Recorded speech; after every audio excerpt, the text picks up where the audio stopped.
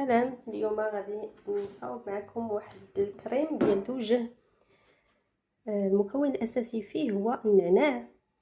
المهم غتجيكم هاد الوصفه شويه غريبه ولكن راها زوينه بالنسبه للبنات اللي عندهم البشره دهنيه واللي عندهم الحبوب في الوجه، راه مزيانه ليهم هاد الوصفه ديال النعناع. المهم غادي نحتاج فيها النعناع. غادي ناخذ كاسرونه وندير فيها هاد النعناع. المهم غنديرو تقريبا كامل، غنديرو كامل، نحيدو غير العواد. غادي نحيد العويدات ونخليو غير الوراق بوحدهم، الوراق بوحدهم اللي غادي نديرو في كاسرونه هكا.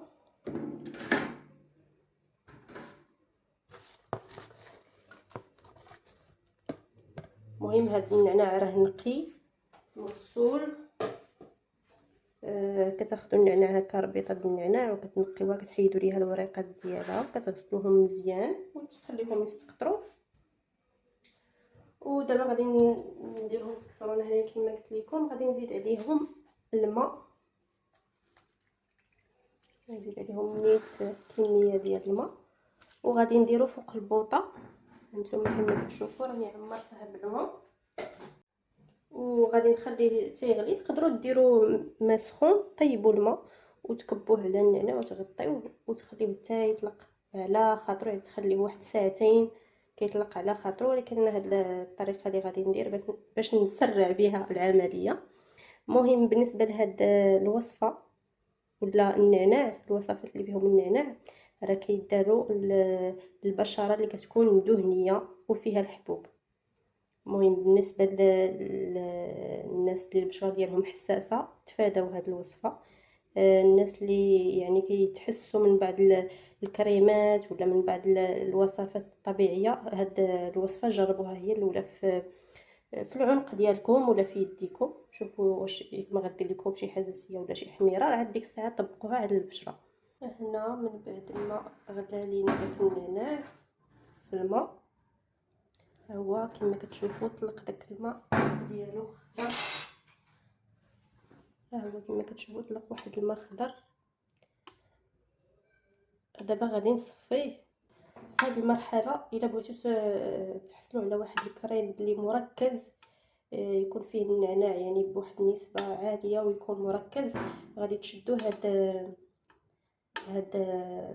هاد الخليط هذا اللي في الكسرونه، غادي تطحنوه كامل عاد باش تصفيوه. انا ما بغيتوش يكون مركز مزيان، ما بغيتوش يكون زعما مركز 100%. غادي نستعمل غير الماء فقط. هو الماء فقط راه كافي.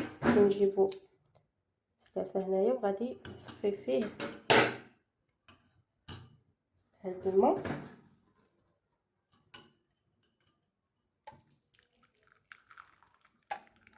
غنحتاج انا غير هاد الماء فقط.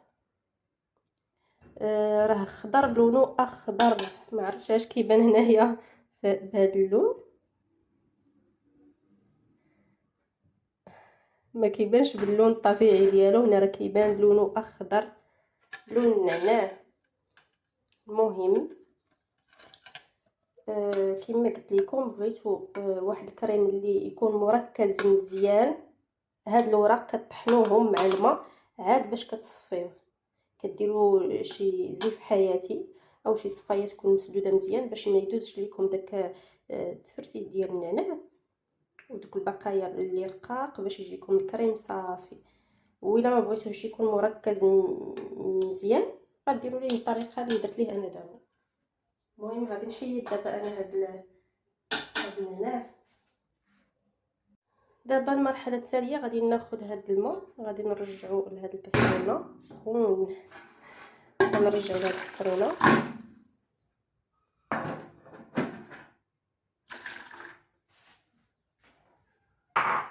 ودابا غادي نزيد ليه مايزينا او نشا الذره.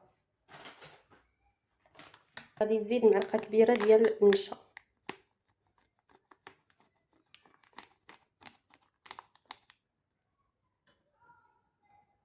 نزيد مازال واحد شويه.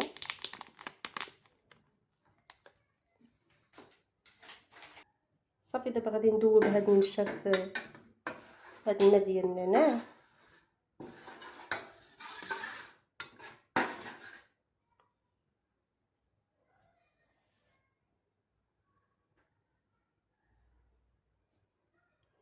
نديرو بحال هكا. المهم غادي ندوب هاد النشا مزيان في الماء ديال النعناع. شفتو هنايا واحد اللون زوين، ما عرفتش علاش ما كيبانش مزيان. المهم مباشره راه فيه واحد اللون كتشهي ديريه لوجهك.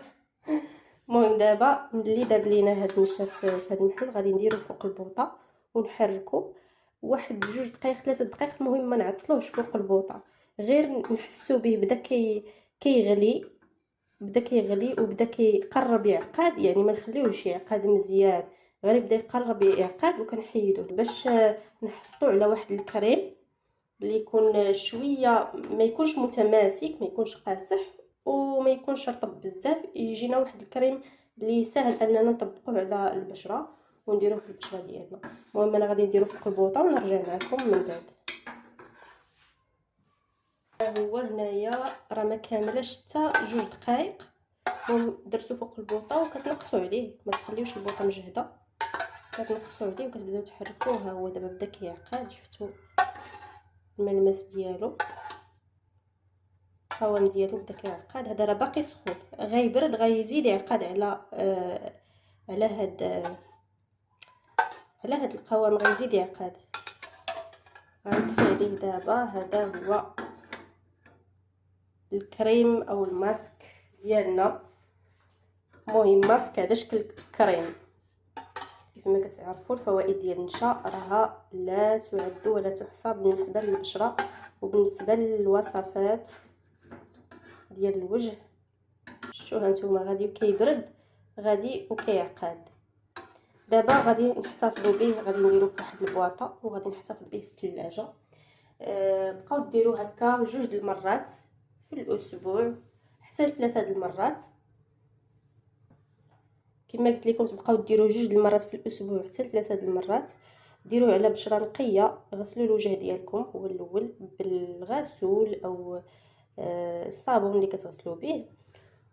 وعاد باش ديروا هذا الماسك قبل ما ديروه كيف ما قلت لكم وكيف ما كنقول لكم دائما بالنسبه للوصفات جربوهم. الوصفه اللي غادي ديروها في الجسم ديالكم او في الوجه ديالكم جربوها قبل وتاكدوا انها ما غدير لكم حتى شي حساسيه في الجلد.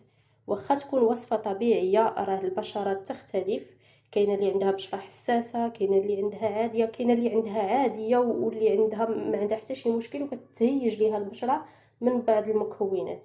واخا كيكونوا طبيعيين كتهيج البشره. يعني نردوا البال، ما نجربوش اي حاجه. وحتى الا بغينا نجربوا شي وصفه هكا طبيعيه نجربوها في واحد البلاصه في الجسم ديالنا حتى نتاكدوا انها ما غدير لنا حتى شي حاجه، عاد نطبقوها بشكل امن على البشره ديالنا وما نخافوا منها حتى شي حاجه. المهم من بعد ما كديروا هذا الكريم كتخليوه في الوجه ديالكم واحد 20 دقيقه حتى نص ساعه، وكتغسلوا الوجه ديالكم عادي بالماء. ما كتعاودوش مازال تغسلوه بالصابون ولا شي حاجه، كتغسلوه غير بالماء. هذا الماسك من الافضل ديروه بالليل، ويعني باش ما ديروش وتعاودوا تخرجوا للشمس، ديروه بالليل الوقيته اللي ترتاح البشره ديالكم. صافي كتولي تغسلي الوجه ديالك من المكياج ومن الواقي الشمس، وتغسليه من الغبره اللي كدوز عليه النهار كامل. كتغسلي الوجه ديالك مزيان، كتخليه يرتاح وكديري ليه هذه الوصفه. كتخليها ترتاح في الوجه ديالك واحد 20 دقيقه، عاد كتغسليها وصافي. كديري شي كريم مرطب خفيف على البشره ديالك، شي كريم اللي مولفاتيه كتستعمليه، الكريم المناسب للبشره ديالك طبعا. وصافي كانت هذه الوصفه ديال اليوم، كنتمنى انكم تجربوها. شفتوها هو بدا الكريم ديالنا كيعقد، راه باقي سخون دابا. المهم ما ديروش في الوجه ديالكم سخون، خليوه حتى يبرد، خليوه هكا على برا حتى يبرد، عاد ديروه في بواطه وديروه في الثلاجه.